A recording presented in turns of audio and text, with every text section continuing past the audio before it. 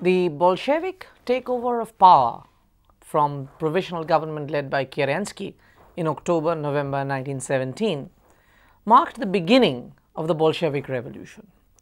It was driven by the agenda of saving the revolutionary momentum that had been generated by the abdication of the Tsar in February 1917 and the developments that followed thereafter. The October Revolution of 1917, however, was not to close right away because the revolution, properly speaking, unfolded over the next 2 years in course of what we speak of as first the Red-Green Civil War and then the Red-White Civil War. The Bolshevik takeover of power was not an act of revolution by itself. It merely marked the beginning of a transformation that we speak of as the Russian Revolution.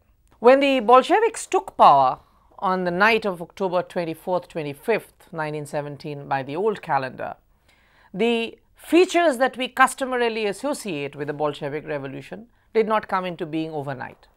There was no nationalization of all industrial or all agricultural units of production. Not even all financial institutions were taken over. By the first decree of October 25th, only the larger banks were nationalized by the Bolsheviks in order to give the government the financial resources that were needed to run the state. Further, there were no immediate attempts at nationalizing all agricultural estates, nor even an agenda was pushed forth right away about nationalizing all agricultural estates and then redistributing them. Although these were revolutionary agendas which were very much in the forefront, it was never really allowed to dominate the decisions right away.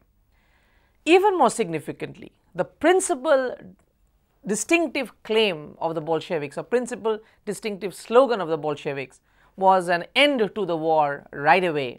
That also did not happen.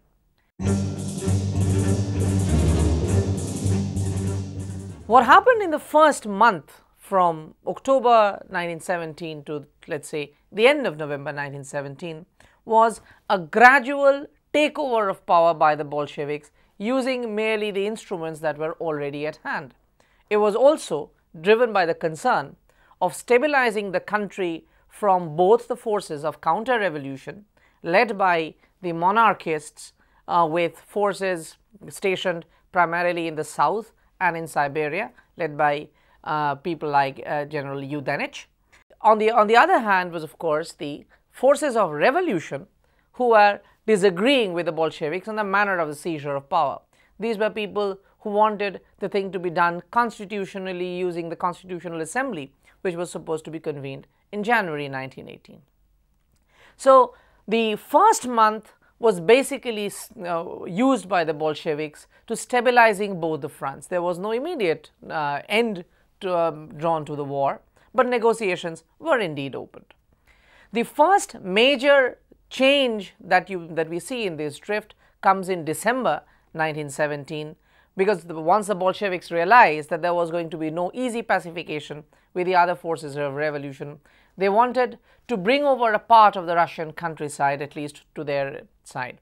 So the Bolsheviks, who were left with only one ally in the ARC, the All Russia Congress of Soviets, the left SRs, wanted to push for the land reforms which the left SRs had been demanding from the list of 1905.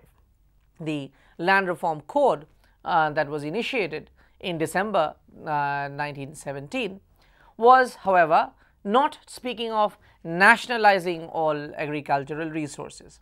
What it did instead was to declare socialization of all resources. In other words, land would go to he who tills it.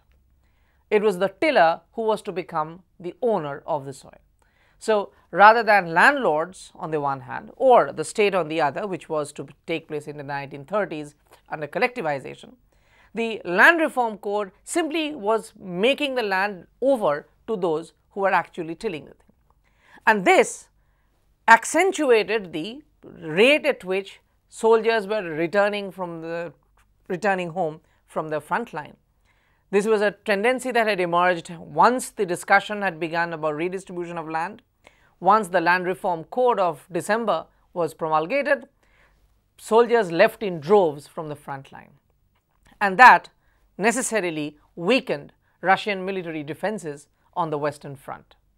The pressure began to mount on the military, and at this stage, the Russian military began to break with the provisional government after having gone along with it for a long time, or rather break with the Petrograd Soviet after having accepted much of the developments that had gone on between October and November. With people like Yudenich and Wrangel leaving away from the front in order to bring down the Bolsheviks, by February 1918, the Bolshevik faction was under tremendous pressure to hold its own in the domestic sector itself. As a result, despite major differences even within the Bolshevik party, Lenin managed to push through a successful conclusion of a very humiliating treaty with the Germans, the Treaty of Brest-Litovsk. By the Treaty of Brest-Litovsk, Russia pulled itself out of the Great War. In return, Germany stopped all military operations against her. Russia was pulling out from Poland and the Baltic states, and was even willing to give up any direct control over Ukraine, and Ukraine was allowed to go its own separate way. The purpose was that with the front line collapsing, a negotiated peace was better than a total and abject surrender. And the Germans, who were keen on relocating on the Western Front, on the German Western Front, were happy to let go, even though they pushed through a very harsh peace.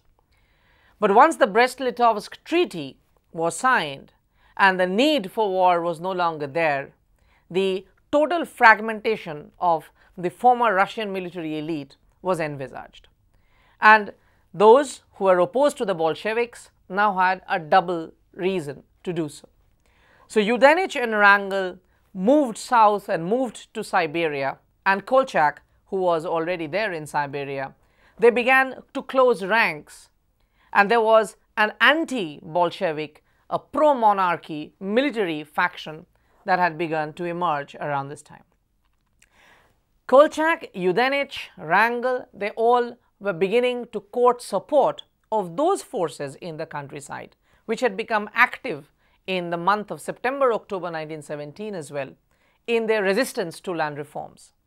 And these forces favoring the monarchists, teaming up with those who were opposed to land reforms, began to constitute the front line that we speak of as the Whites in the Civil War, the White standing for the flag of the Romanov dynasty.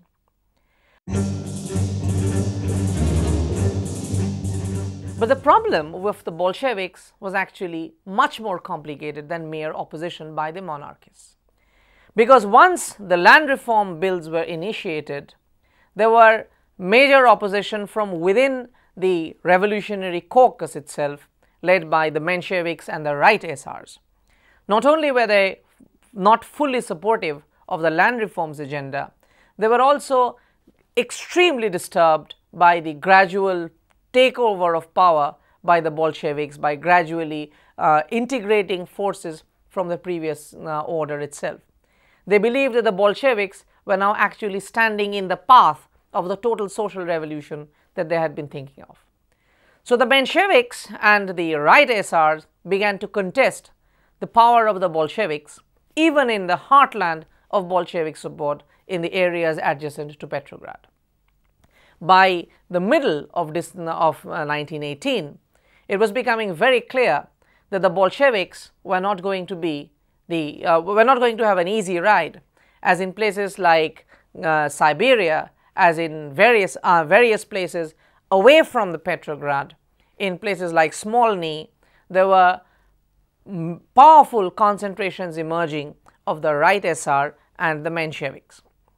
And by the fall of 1918, there was a major civil war emerging between the revolutionary forces of the Bolsheviks and the left SR on the one hand, and the Mensheviks and the right SRs on the other. This we speak of as the Red-Green Civil War. There is a civil war among the forces of revolution, just differing on the manner in which the revolution was to go on.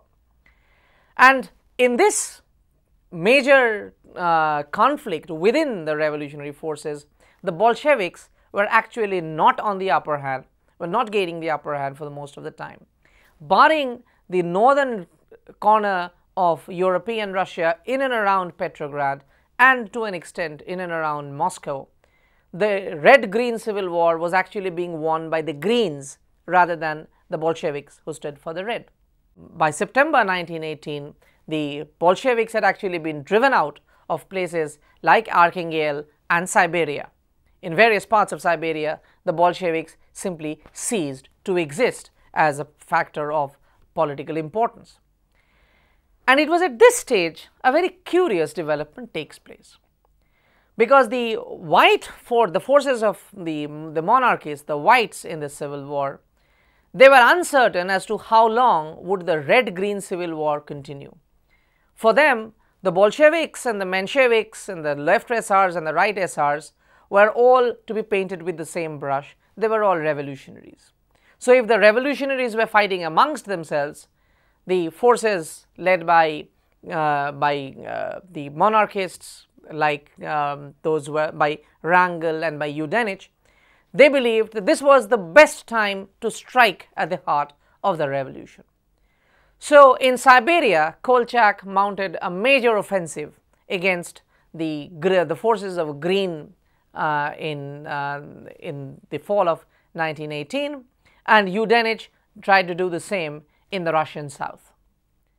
And overnight, almost, the complexity changed completely, because the Greens, the Mensheviks and the right SRs suddenly realized that in the conflict that was being waged, they were actually strengthening the hands of counter-revolution.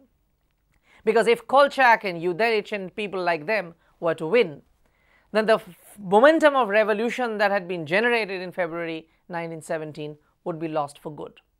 So suddenly, the Bolsheviks, whom they were denouncing as usurpers in October 1917, emerge as the saviors of the very same revolutionary ideals which the Menshevik and the right SRs stood for. So it was the white misadventure, one could say, that the Red-Green Civil War was brought to an end. The right SRs and the Mensheviks began to team up with the Bolsheviks and the left SRs, and they together began to fight the monarchist forces of counter-revolution. This was additionally strengthened, this tendency was additionally strengthened by another development which was of equal importance. Upon coming to power, one of the first decisions that the Bolshevik government had taken was to declare that all war debts or pre-war debts of the Imperial Russian government would no longer be honored by Petrograd. The idea was that since the imperialist war was being fought in the name of the Romanov dynasty, once the Romanov dynasty had come to an end, obligations of the Romanov dynasty need not be carried over. The more pressing reason, of course, was the fact that given the financial situation that the Russian state was in at that point of time, it was in no position to service its debts. Now, once the decision had been taken that Russia would no longer service its debts to the rest of the European order, the forces that were allied with Russia for near about 3 or 4 years in course of the Great War were suddenly found to have been let down, particularly France, because a huge amount of money had been invested by France in Russia. So once Russia repudiated the debts of the Romanov dynasty, the West European, the victorious allies were now committed to the dismantling of the Bolshevik regime, lest the entire amount that had been invested in Russia would be completely washed out. So towards the beginning of 1918, we actually see British, French, Japanese, and at one stage even American forces intervening on the side of the monarchists against the Bolsheviks. There were troops even sent by British Indian government to fight in Central Asia to drive the Bolsheviks out. The impact that this had on the people was very simple. For them, after having fought in the front line for 4 years against foreign occupiers or foreign soldiers, the coming of the monarchists with the support of foreign powers such as the British and the French was like an attack on the homeland. What was even more interesting was that a number of POWs, prisoners of war of the Austro-Hungarian battalions that had been captured during the war, the Czech legions, they also began to fight on behalf of the monarchists.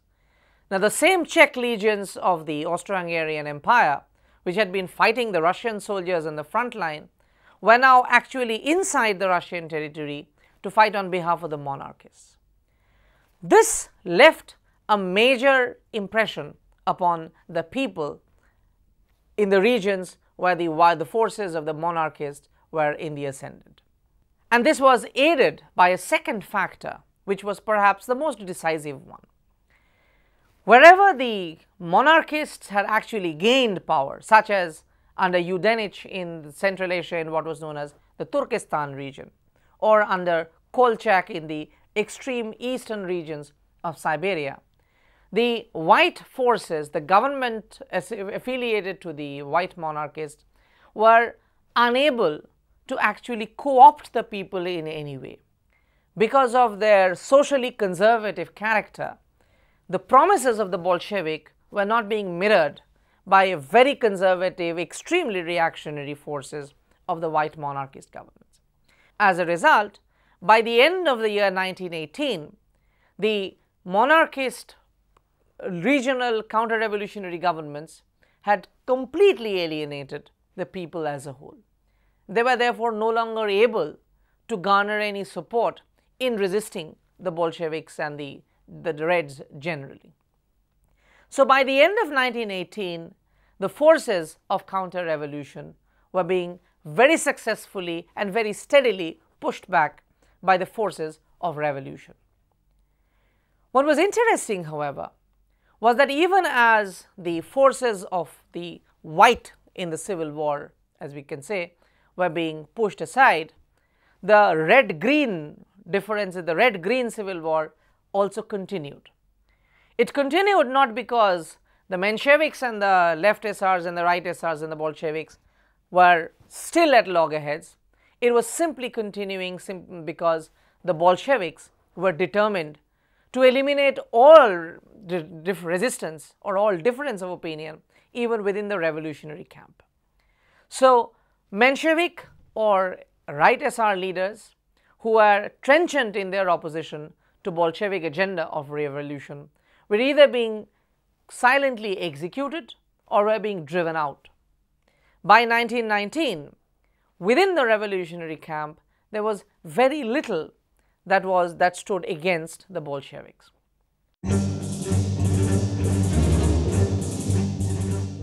The Bolsheviks, however, won the Civil War neither on the battlefield against the whites nor in the back channels by executing their opposition leaders. What ultimately happened was that by 1919, Bolsheviks were creating a broad social platform which was able to accommodate not only revolutionary forces such as the right SRs and those sections of the Menshevik who were willing to play ball with the Bolsheviks, but also a broad base of social and political forces in Russia. So you have the cadets, you have the Octoberists gradually being integrated into this Bolshevik social platform, and which is most interesting, by 1919, a large number of the administrative personnel of the Tsarist autocracy, who were apolitical by nature, gradually began to work with the Bolsheviks in order to stabilize the situation in Russia. And in this, three major forces proved to be of considerable importance. First was the creation of what was known as the Red Army under the leadership of Trotsky and Stalin. What is interesting about the Red Army was that all its soldiers, all its personnel happened to be ideologically motivated by Bolshevism. Just as there were military leaders who were willing to fight for the cause of the monarchists, there were leaders like Bronko-Brovich who had developed their careers as soldiers and then crossed over to the sides of the cause of the Bolsheviks and fought the foreign soldiers on Russian soil and then even the monarchists. They pledged their loyalty with the Bolshevik regime. So the Red Army, well, not all of it was ideologically motivated communist cadets. Rather, a large number of them were drawn from the professional army of the Tsarist autocracy. They simply switched their allegiance from the monarchy to the People's Republic. The second force of stabilization of Bolshevik power in the period 1918-1920 was the Cheka. It was this revolutionary committee that came forth and ensured domestic political security. It was something like a secret police which would keep a tab on what was going on and manage to enforce the will of the state by eliminating all opposition through legitimate means or illegitimate. The third and probably the most significant element of Bolshevik consolidation of power was what was known as the VSNK, which successfully created a bureaucracy dealing with economic affairs. These were the apolitical bureaucrats of the Tsarist regime who made their peace with the Bolsheviks, began to push the agenda that the Bolsheviks had been speaking of, and helped stabilize the situation in Russia from a period of complete economic turmoil to some kind of some stability. So the war communism that had characterized the various European states around the time of the Great War continued under the VSNK until the launch of the new economic policy in 1921. The VSNK managed to bring about some semblance of order by nationalizing all major industrial outfits so that civilian industrial production could be guaranteed at the level of basic minimum requirement.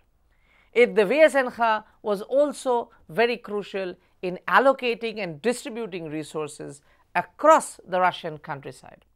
So after a time, once the intensity of the civil war began to subside, normal economic activity began to resume.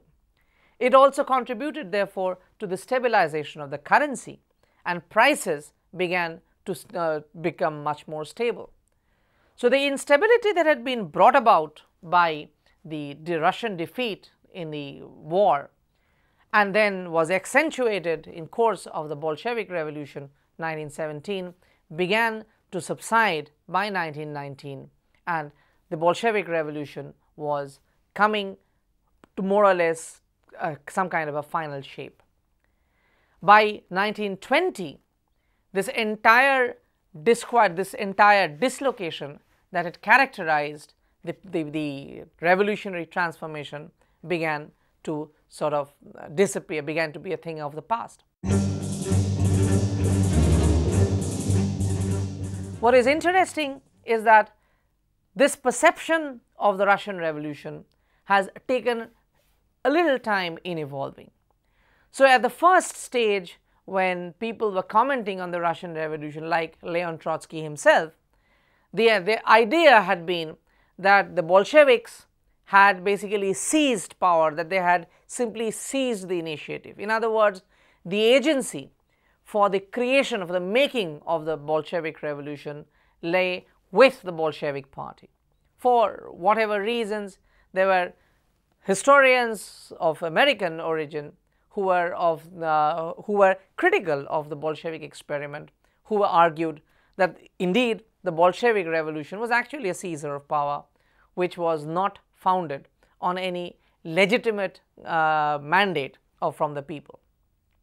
By contrast, however, revisionist historians like Ronald Sunny and Diane Kechner began to argue towards the later half of the 20th century that the real significance of the Bolshevik Revolution was not that a small party managed to seize control over an entire imperial apparatus within a period of 2 years, but rather the Revolutionary Party managed to broaden its social basis to such an extent that the platform could accommodate not only forces that were committed for revolution, but also the forces that had earlier been committed towards reform, and even in some cases forces that had no political stake to fight for, but had some stake in the stabilization of the country.